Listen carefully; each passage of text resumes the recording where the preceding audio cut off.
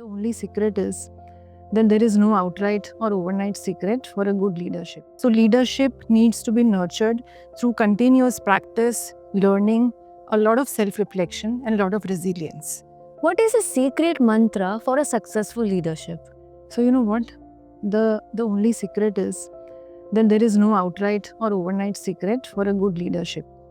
So, have you seen a seed grow into a big, beautiful tree overnight? No, right?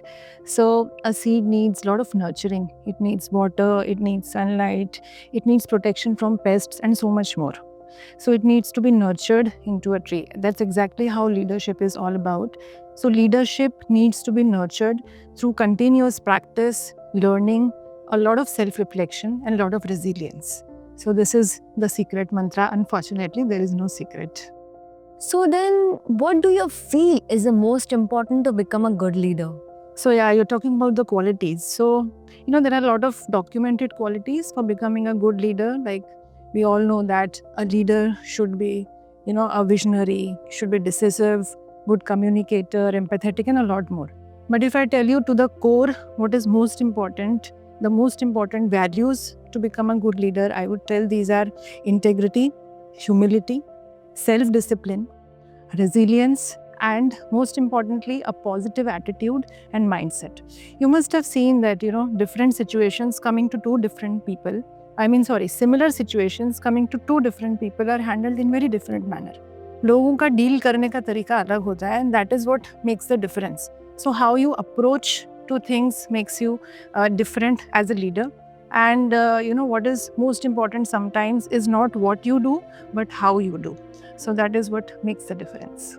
I think having a position or title is a first step to becoming a good leader. Is it so? So, position or title is important, but I would say that leadership is much, much beyond a position or a title.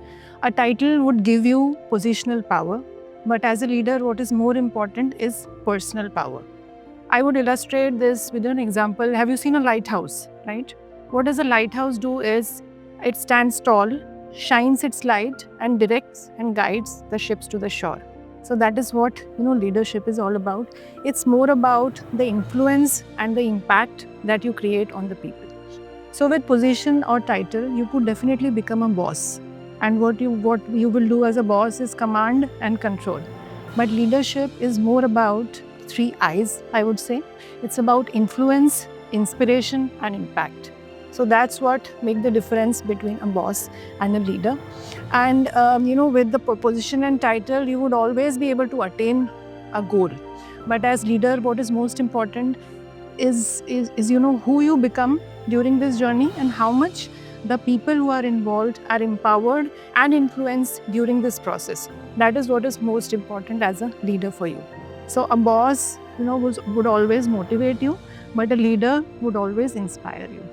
So you mean these both are different, motivation and inspiration? Yes, they are. A little difficult to explain, but I think I'll explain you with an example. Motivation, will push you towards the goals. But when you inspire, you pull somebody towards the goals, right? So that is the difference. When you motivate, you create a fire beneath the person. And when you inspire, you create the fire within the person. So that is the difference, I think, between motivation and inspiration.